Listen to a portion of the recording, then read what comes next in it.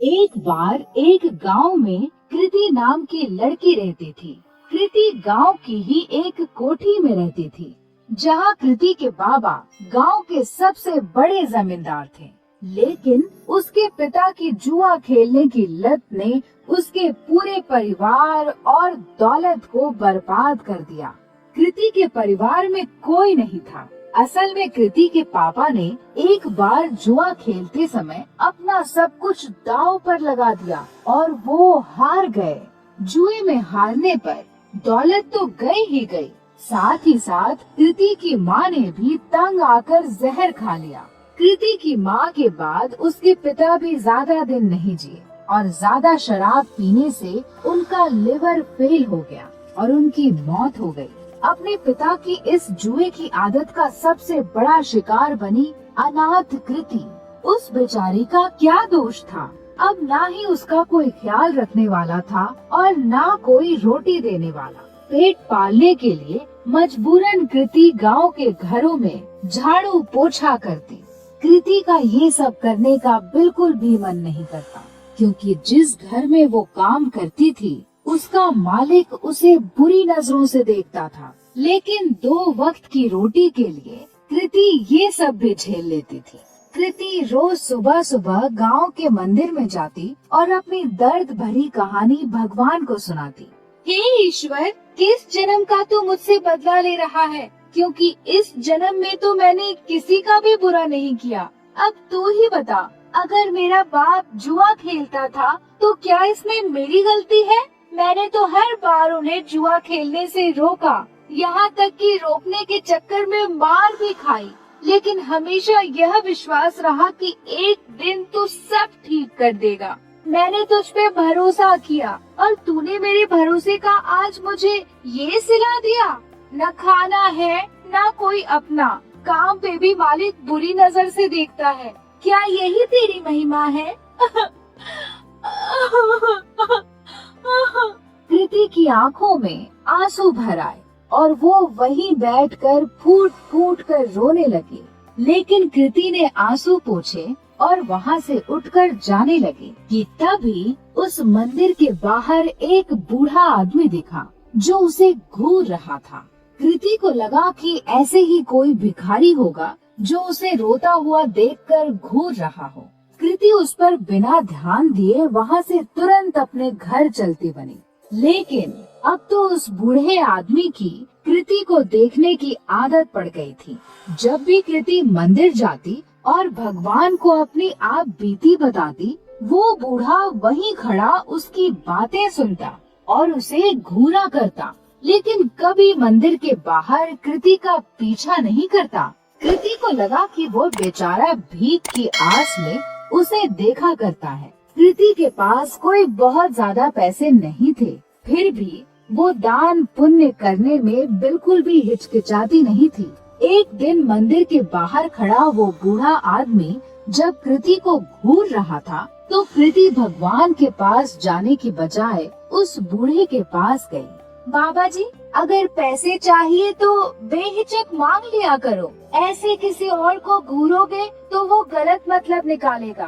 काश बेटा, तेरे जैसा साफ दिल भगवान ने सबको दिया होता। कुछ दे दे बेटा।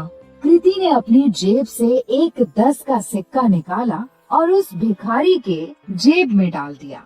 बाबा जी, अभी इतने ही हैं, आगे जब ज्यादा कमाने लगूंगी तब ज्यादा दूंगी। अरे बेटा, सच्चे दिल से दिए गए 1 रुपए भी मैं खुशी खुशी रख लूं, फिर तेरे 10 रुपए तो लाखों के बराबर हैं। भगवान तेरा भला करे। ये कहकर वो भिखारी चला गया। किसी गरीब की मदद करके कृति को बहुत खुशी हो रही थी। कृति मंदिर में दर्शन करके फिर से अपने घर चली गई। उस दिन जब कृति अपने मालिक के घर काम करने गई, तो वहाँ पर उस दिन उसके मालिक के अलावा कोई नहीं था। क्या हुआ मालिक, आज घर पर मेम साहब नहीं है क्या? मेम साहब वो तो आज अपने मायके गई हुई हैं। वैसे उनके बारे में क्या पूछ रही हो? भला तुम्हारे और मेरे बीच में उनकी क्या जरूरत? अपने मालिक से ये सुनकर कृति कुछ सहम सी गई। मालिक, मैं जरा घर की साफ सफाई कर देती हूँ। ये कहकर कृति घर की साफ सफाई करने लगी। अपने मालिक के डर के मारे आज कृति ने जल्दी जल्दी सारा काम खत्म कर दिया। लेकिन काम करके जैसे ही कृति घर जाने के लिए दरवाजे की ओर बढ़ी, वैसे ही उसका मालिक दरवाजे के सामने आकर खड़ा हो गया। मालिक, दरवाजे से हट जाइए, मुझे घर जाना है। लेकिन मालिक अपनी जगह से टस से मस न हुआ और वहीं खड़ा रहा। मालिक, दरवाजे से हटिए। ये कहकर जैसे ही कृति ने मालिक को दरवाजे से हटाने की कोशिश की, वैसे ही मालिक ने कृति का हाथ पकड़ लिया। अरे ऐसे कैसे जाने दूं? आज तो मौका मिला है मुझे। बीवी भी घर पर नहीं है, आज तो तुझे नहीं जाने दूंगा। ये कहकर मालिक तुरंत कृति पर लपका। डरी सहमी कृति तुरंत अपनी इज्जत बचाने के लिए भागी, लेकिन उसका मालिक उसका पीछा नहीं छोड़ रहा था। तभी एक कोने में कृति को डंडा पड़ा हुआ दिखा और वो उसके पीछे दौड़ी। अब की बार कृति का मालिक जैसे ही उसे पकड़ने के लिए लपका, वैसे ही कृति ने उस डंडे को उठाकर उस मालिक के सर पर दे मारा और तुरंत दरवाजे से निकलकर वहाँ से भाग गई। फूट फूट कर रोती कृति बिना रुके भागती जा रही थी। भागते भागते रात में कृति उस मंदिर पहुंची जहां वह रोज सुबह जाती थी। मंदिर में पहुंचते ही कृति भगवान की मूर्ति के चरणों में जा गिरी। हे ईश्वर, क्या मेरा पैदा होना ही गुनाह है जो तू मुझे इतनी बड़ी सजा दे रहा है? क्या गरीब और लाचार होने की यही सजा होती है कि कोई भी आकर हमारी इज्जत पर हाथ डाले? कृति की आंखों से फिर आंसू फूट पड़े। कृति ने आंसू पोंछकर जब आसपास देखा तो पाया कि वो बूढ़ा आदमी फिर वहीं खड़ा था। बाबा, अब मेरे पास कुछ नहीं है आपको देने को। बच्चा, मैं तुमसे भीख लेने नहीं बल्कि कुछ देने आया हूँ। लेकिन क्या?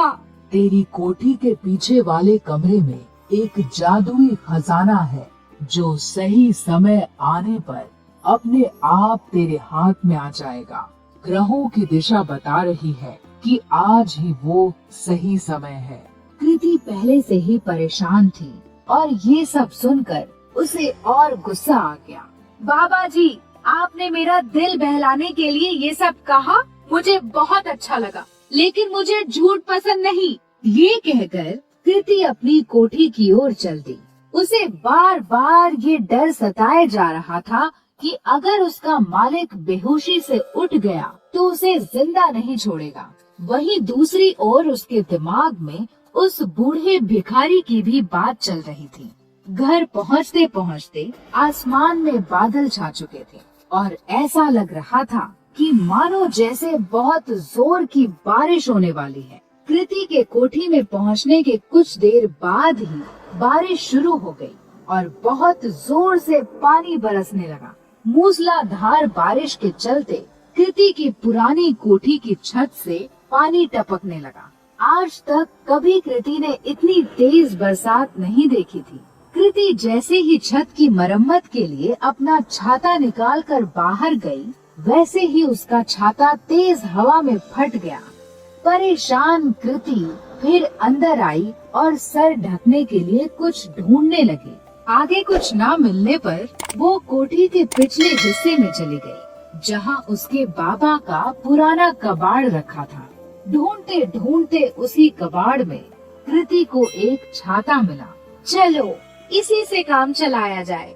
ये कहकर कृति मरम्मत का सामान लेकर जैसे ही बारिश में बाहर निकली, बारिश की बूंदें पड़ते ही उस छाते से सोने के सिक्कों की बरसात होने लगी। कृति को ये सब देखकर अपनी आंखों पर विश्वास नहीं हुआ कि उस बूढ़े भिखारी की बात सच निकली। कृति उन सिक्कों को समेटकर अंदर कमरे में आ गई और उसने उन्हें गौर से देखा तो उन्हें सोने का पाया। खुशी से पागल कृति की आंखों में आंसू आ गए। अब मुझे अपने मालिक के जैसे गंदे लोगों के लिए काम करने की जरूरत नहीं। कृति ने उसी रात अपना सामान बांधा और इस गांव को छोड़कर उस छाते के साथ निकल गई। एक दूर बड़े शहर में जाकर उन सोने के सिक्कों को बेचकर कृति को खूब पैसे मिले, जिससे उसने एक घर, एक गाड़ी और अपनी सारी ख्वाहिशें पूरी कर ली। यही नहीं, उसने अपना खुद का बिजनेस ही शुरू कर दिया। इस तरह कृति की सारी गरीबी उस जादुई छाते ने दूर कर दी और अपने गंदे मालिक से बहुत दूर कृति सुकून से अपनी जिंदगी जीने लगी।